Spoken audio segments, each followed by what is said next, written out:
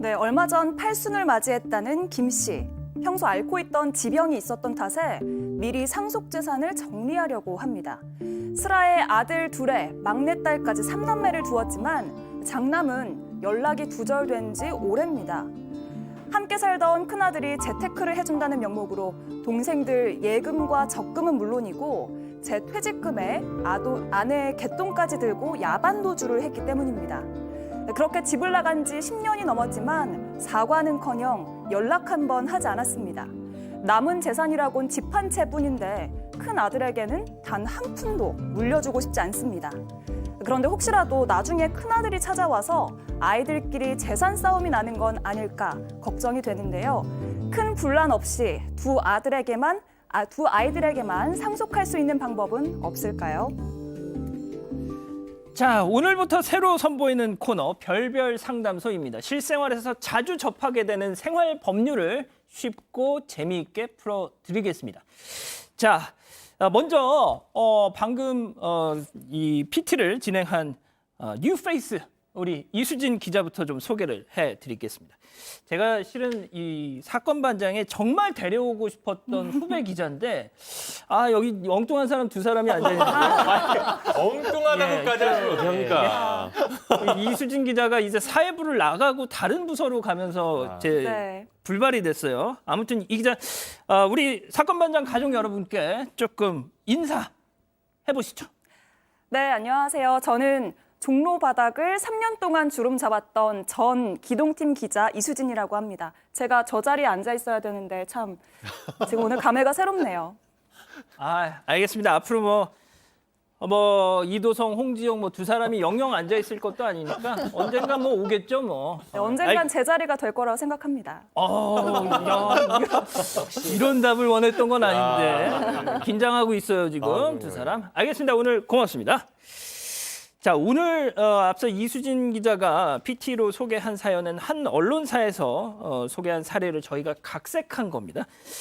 자, 조금 더 홍 기자가 자리를 위협받고 있는 홍 기자가 다시 한번 좀 설명을 해주세요. 자리를 위협받는지는 모르겠고요. 사연에 좀 집중을 해보겠습니다. 오늘 사연이 어떻게 각색했냐면요. 일단 두 아들과 딸을 둔 아버지가 있었습니다. 그런데 재산을 나눠야 돼요. 80대가 되고 병이 있어서 몸이 많이 아팠습니다. 그런데 큰아들에게는 한 푼도 물려주기 싫었습니다. 집 한 채 가지고 있었지만 조금 더 떼어주기 싫었습니다. 왜냐하면 20년 전 사건을 설명드리겠습니다. 당시에 큰아들이 갑자기 찾아옵니다. 퇴직할 무렵이었는데 찾아와서 아버지 지금 제가 너무 힘듭니다. 그러는 겁니다. 그래서 딱 듣고 알아챘습니다. 사업이 힘들어졌구나. 얘가 돈이 없고 쪼들리는구나. 그래서 긴 말 안 했습니다. 들어와라. 같이 있자. 그래서 그때부터 같이 살았어요. 10년 동안 잘 지냈습니다. 같이 밥도 먹고 지내면서 좀 정신적으로도 회복하고 그리고 어느 정도 사업도 약간 나아지는 듯 했어요. 그렇게 잘 지내는 듯 했는데 어느 날 아침에 문제가 발생합니다. 그래서 가족들이 아침 먹자 이러고 문을 쓱 열었더니 없습니다. 누가? 그 큰아들 가족이 다 사라졌어요. 진짜? 다 사라졌는데 사람만 사라진 게 아니라 짐도 다 빼갔고요. 돈도 그동안 이렇게 빌리고 여기저기 쓰겠다고 했던 걸 챙겨갔습니다. 그런 식으로 완전히 달아나니까 황당한 겁니다. 전화를 걸어봤어요. 전화를 걸었더니 전화번호도 바뀌어 있습니다. 퇴직금에 뭐에 돈 다 가져갔는데요. 심지어 대출을 받았거든요. 집을 담보로 대출을 받았는데 대출금도 안 갚고 도망갔어요. 세상에. 그래서 갑자기 집에 딱지가 붙는 겁니다. 빨간 딱지가 막 붙고 가압류를 하겠다고 들어왔어요. 그래서 너무나 지금 황당한 거죠. 동생들이 돈을 갚게 생겼고 아버지도 너무 화가 났습니다. 그 이후로 연락이 두절되고 계속해서 오지 않으니까 얘한테는 한 푼도 못 물려주겠다 결심을 하게 된 겁니다. 자, 그런데 여기서 한 걸음 더 나아가서 형제들의 돈까지 갖고 다 튀었다고요? 네, 제가 듣고 있다 계속 웃음이 나가지고. 왜요? 홍 기자가 이수진 기자랑 동기거든요. 그래요? 만약 둘 중에 한 명이 자리 위협받으면 홍 기자일 것 같은데, 본인이 되게 연기 톤으로 하셔가지고. 두 사람이 앉을 수도 있는 거죠. 그럴 수도 있는데. 그럼요. 되게 평소와 다르게 되게 연기 톤으로 해서 제가 너무 집중해서 듣다가, 저도 평소보다 더 열심히 하는 것 같아서. 그러니까 평소보다 원래 열심히 흥분해서. 합니다, 저. 지금 물까지 마시면서 되게 열심히 했는데 제가 이어서 설명을 드리겠습니다. 근데 이 사업을 했던 이 장남 부부 같은 경우에는 평소에 재테크에 좀 관심이 많았다라고 해요. 그래서 이 부모 그리고 자신들의 동생들의 돈까지 모아서 함께 재테크를 하고 있었던 상황이라고 합니다. 평소에도 이런저런 재테크 정보를 주면서 공유를 했기 때문에 가족들은 믿고 맡길 수밖에 없었고요. 그런데 그 돈을 가지고 다 달아난 겁니다. 이 아버지 같은 경우에는 예금 2억 원 그리고 심지어 어머니가 이 동네 사람들과 갯돈을 모았는데 이게 5천만 원이에요. 단순히 이제 가족들뿐만 아니라 이웃의 돈까지 함께 들고 달아나게 된 거고요. 두 동생들의 적금 5천만 원까지 해서 모두 한 3억 원 정도 되는 돈을 다 들고 달아났던 겁니다. 이 장남의 사업이 계속 좋아지고 있었다라고 가족들이 믿고 있었기 때문에 어느 날 갑자기 이렇게 3억이나 되는 돈을 들고 달아날 줄은 상상도 못했던 겁니다. 와, 소장님 이 큰아들 이거 진짜 좀 황당한데요, 정말. 네, 저 진짜 열심히 분석해 보려고 지금 노력했는데 정말 잘 분석이 안 되네요. 왜냐하면 웬만하면 장남들은 그 가족에 대한 굉장한 책임감이라던가, 있어요. 네, 네. 그렇죠. 게다가 그냥 장남도 아니고 지금 10년 동안 어머니, 아버지 도움을 받은 장남, 굉장히 어려운 경제적인 사정임에도 불구하고 그 장남을 믿어준 동생들, 그리고 제일 어려운 시절에 위기에서 꺼내준 가족들, 이 가족을 지금 다 배신하고 혼자 살겠다고 지금 도망갔거든요. 가족에 대한 애정이나 책임감 전혀 없고 완전히 사기꾼으로 돌변한 심리 조금 더 고민해 봐야겠습니다.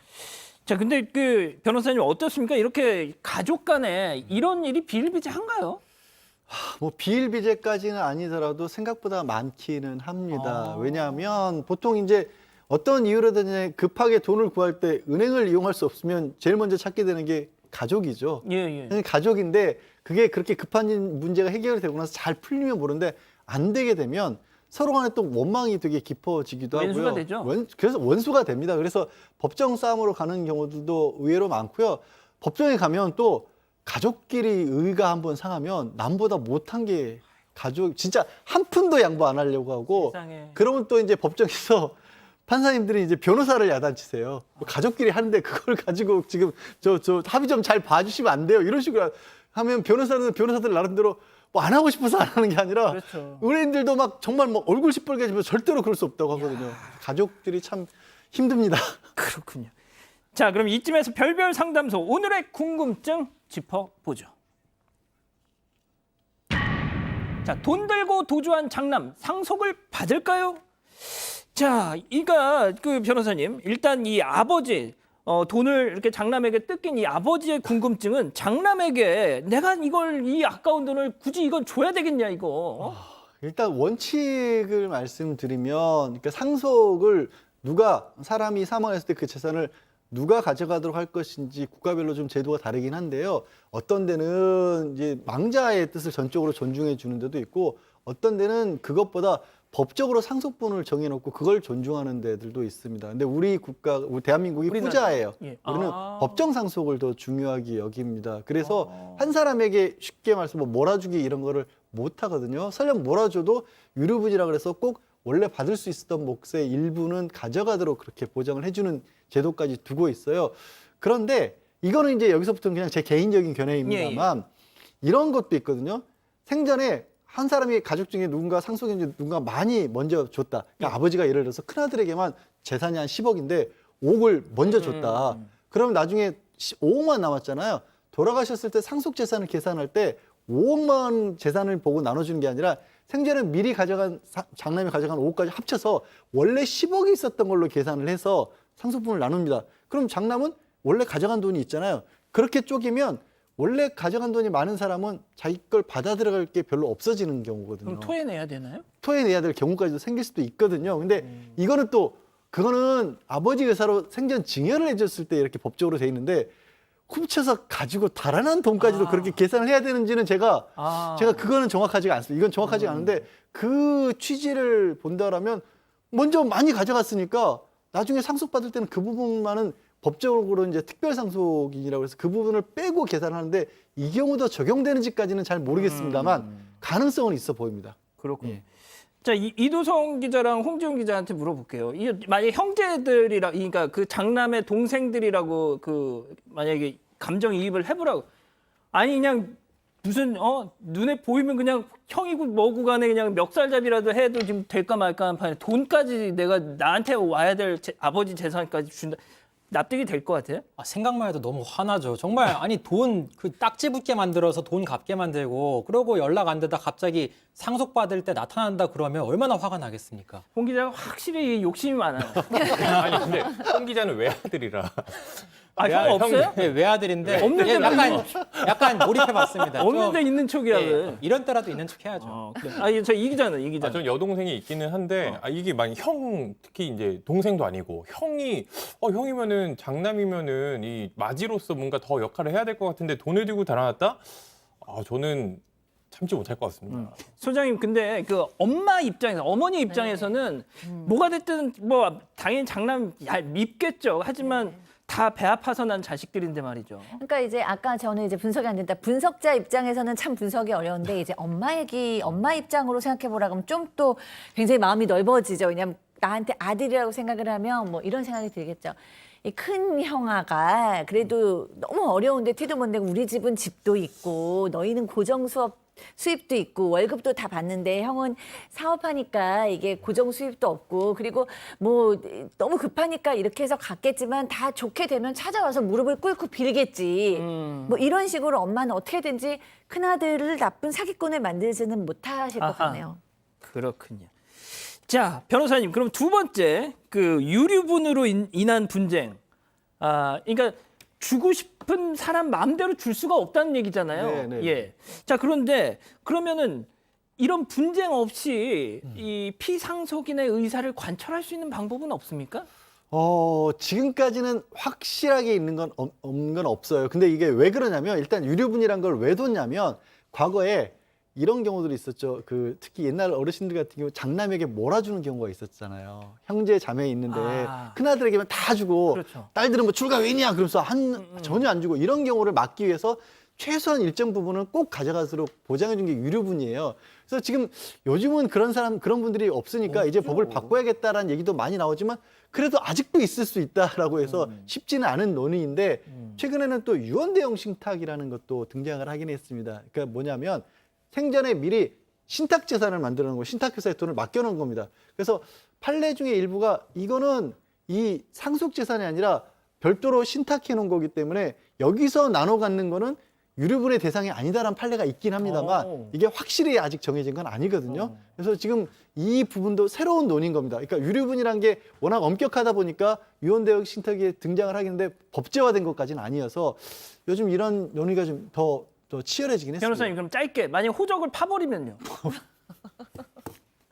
호적을 팔 수 있는 방법은 없습니다. 대신 이건 있어요. 정말 나쁜 사람들이죠. 상속받으려고 미리 부모님 해치는 경우 있죠. 그 부모님을 해쳐서 상속받으려고 하는 그런 범죄자들도 있지 않습니까? 네. 그럴 때는 상속을 못 받게 합니다. 아, 그렇군요. 알겠습니다. 아무튼 참 어려운 문제네요. 별별 상담실 일단은 이번 주 이렇게 마무리하고요.